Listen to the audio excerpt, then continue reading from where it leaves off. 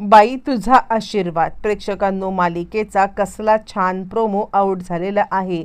आत्तापर्यंत आपण इकडे पाहत आहोत की सगळा उलटा सुलटा गोंधळ झालाय. नमीला मात्र आता इकडे किडनॅप करण्यात आलेलं आहे. नमीला किडनॅप केलंय आणि त्यानंतर मात्र आता इकडे पायल त्या ठिकाणी गेलेली आहे जिथे आता नमीला बघायला म्हणजे आता मुलगा आलेला आहे. पण तिकडे गेल्यावरती नमीलाच त्यांनी पसंत केलंय आणि सुलू आता चांगलीच चिडले. हा सगळा उलटा सुलटा प्रकार चालू असताना मात्र आता अवनीला हे सगळं समजलेलं आहे. अवनी तिकडे आल्यावरती तिला ज्या वेळेला हा सगळा प्रकार समजलाय, अवनीला मात्र आता खूप राग आलाय. म्हणजे आपल्याला पळवण्यासाठी हे जे काही विहानने नाटक केले ते नाटक तिला आता समजताच मात्र आता या विहानचा कायमचा बंदोबस्त करायचा. कोणत्याही परिस्थितीमध्ये याला आता या सगळ्यामध्ये सोडायचं नाही किंवा पुन्हा कोणत्या मुलीकडे वाईट नजरेने हा आता पाहू शकणार नाहीये असं म्हणत मात्र आता तिने या सगळ्यामध्ये मोठा आता पाऊल उचलले आणि डायरेक्ट मात्र आता या सगळ्यामध्ये तिने विहानला अटक करण्यासाठी नमीचं मात्र आता मदत घेतली आणि नमीने सुद्धा तसंच जे काही आता अवनीने सांगितलंय तसंच पोलिसांना स्टेटमेंट देत विहानची रवानगी जेलमध्ये कायमची झाली. नक्की काय घडलंय, कसं घडलंय, सविस्तरपणे पाहूया. इकडे आता अवनीच्या ठिकाणी नमीला पाहिल्यावरती सगळ्यांनाच मोठा धक्का बसलेला आहे आणि त्यानंतर मात्र आता ही कुणाला उचलून आणलं असं म्हणत चंद्रकांत देशमाने चांगलेच भडकलेले आहेत. चंद्रकांत देशमाने आता इकडे भडकलेत आणि त्यानंतर मात्र आता चंद्रकांत देशमाने सांगायला लागतात, काय चाललंय काय हे सगळं? म्हणजे आता विहान तू काय डोक्यावरती पडलायस का? हिला का घेऊन आलायस इकडे? आणि त्यावरती मात्र आता इकडे तोंडातून जो बोळा टाकलेला आहे तो बोळा काढत आता इकडे सांगायला लागते, नमी काय चाललंय काय तुमचं? मला तुम्ही का इथं उचलून आणलात? आणि असं म्हटल्यावरती म्हणते, अच्छा अवनीचे बाबा, म्हणजे तुम्ही इकडे मला का उचलून आणलत? काय नक्की तुमच्या डोक्यात चालू आहे? मला का आणलत? आणि यावरती मात्र आता महेश म्हणतो, विहान अरे तू काय डोक्यावरती पडलायस का? तू तर या सगळ्यामध्ये अडकशील पण आम्हाला सुद्धा या सगळ्यामध्ये अडकवशील. तुझं डोकं फिरलंय का?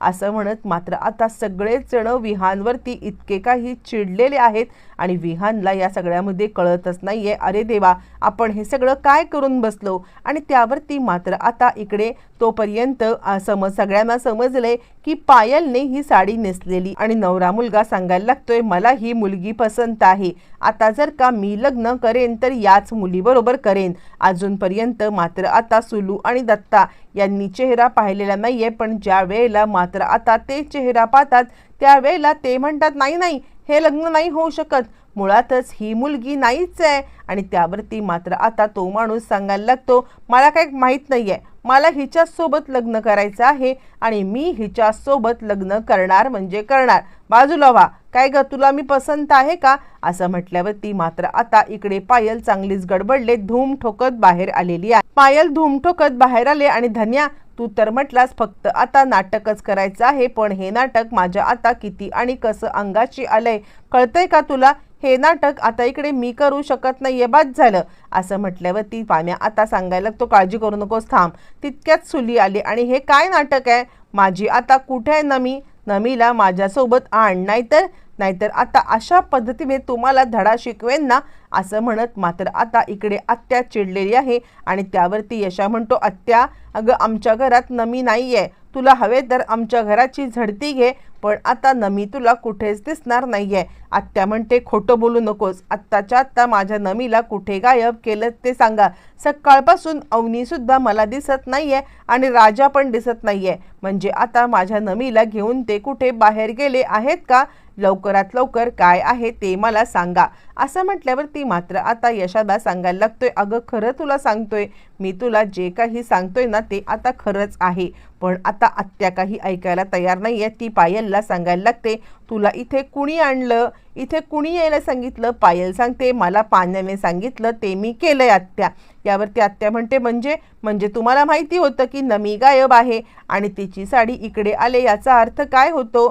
तुम्हाला कळतंय का? मी आत्ताच्या आत्ता तुमच्यावरती पोलीस केस टाकीन आणि पोलिसांना बोलवून माझ्या मुलीला पळवलंय हा आता त्यांच्यावरती आरोप टाकेन। हे सगळेजण घाबरलेत, कारण यांनी काही नमीला पळवलेलं नाहीये, पण आता आत्याने जर का केस टाकली मग मात्र काहीच खरं नाहीये। उलट सुलट काहीतरी मात्र आता घडणार हे कळत असून सुद्धा यशाला सांगायला लागतोय की हे बघा, नमीला शोधून आणतोय आम्ही, पण उगाचच पोलीस कंप्लेंट करू नका, काही गरज नाहीये। असं म्हटल्यावर ती आत्या म्हणते का पोलीस कंप्लेंट का करू नको? आता मी गप्प बसणार नाहीये। कोणत्याही परिस्थितीमध्ये तुम्हाला धडा शिकवल्याशिवाय मला आता चैनच पडणार नाहीये। असं म्हणत आत्या आता दत्ताला सांगते, जा पोलिसात जा आणि पोलिसांना बोलवून ये।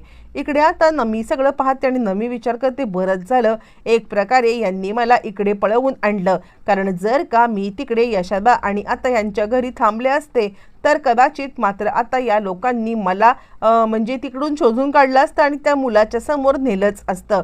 बरं झालं यांनी चांगलंच काम केलंय। आणि नमी विचार करते, नाही पण आत्ता जर का मी इथून निघून गेले तर मात्र लगेचच तो मुलगा घरी बसला असेल आणि मला पसंत करेल, मला थोडाफार टाइमपास तर करायलाच लागणार आहे। असं म्हणत नमी आता इकडे तिकडे पाहते आहे आणि नमी आता विचार करते आणि ती सांगते, मला भूक लागले, मला काहीतरी खायला द्या, म्हणजे आता गडबडघाई करू नका, मी खाईन पिईन आणि मगच इथून आता निघून जाईन। असं म्हणत नमी आता इकडे तिकडे टाइमपास करत बसते आणि आता ती सांगायला लागते, जर का या सगळ्यामध्ये घाईघाईत तुम्ही आता मला जर का पाठवून दिलं मग मात्र मी या सगळ्यामध्ये काहीही झालं तरी सुद्धा तुम्हाला सगळ्यांना सोडणारच नाहीये। आणि असं म्हटल्यावर ती मात्र आता इकडे विचार करायला लागतं सगळे, अरे नाही नमीला या सगळ्यामध्ये काहीही झालं तरी सुद्धा खुश ठेवायला पाहिजे, नाहीतर आता मात्र इकडे मी पोलिसात कंप्लेंट करेन की तुम्ही माझं लग्नाच्या दिवशी म्हणजे लग्नासाठी मुलगा बघायला आलेला असताना मला इकडे पळवून आणलं। आता मात्र देशमाने घाबरून आता तिची खातिरदारी करतायत। इकडे आता चंद्रकांत सांगतोय, तिला काय हवं नको ते द्या आणि तिला सन्मानाने तिच्या घरी पोहोचवा, नाहीतर आता काही खरं नाहीये। असं म्हणत मात्र आता हे सगळं चालू असताना इकडे तोपर्यंत मात्र आता नमी इकडे टाइमपास करत बसले, पण तिकडे सुलूचा मात्र आता पारा चढलाय आणि सुलू या सगळ्यांवरती चांगलीच ओरडत असताना अवनी घरी आलेली आहे। अवनीला आत्तापर्यंत काय घडलंय हा प्रकार अजिबात माहिती नाही। अवनी घरी आल्यावरती मात्र आता यशादा आणि पाण्या सगळेजण तिला घडलेला प्रकार सांगतात आणि सगळेजण सांगायला लागतात की म्हणजे आता इकडे नमी आली होती, इथे थांबली होती, पण तिला कोणीतरी पळवून नेलंय, काही कळायला मार्ग नाहीये, किंवा नमी इथून कुठे गायब झाले, तिला लग्न करायचं नाही म्हणून गायब झाले आहे का, काहीच कळत नाहीये। आणि त्याच वेळेला आत्या तिकडे आणि ती सांगायला लागते, काय ग तू आगावगिरी करत आता माझ्यावरती दरवेळेला ओरडत बसतेस ना, या वेळेला तुला आता मी सोडणार नाहीये, म्हणजे प्रत्येक वेळेला मला कायद्याचा धाक दाखवतेस ना, ते काही नाहीये। आत्ताच्या आत्ता मी पोलीस कंप्लेंट करते आणि पोलीस कंप्लेंट करून आता मी सांगते की माझ्या मुलीला यांनी पळवले।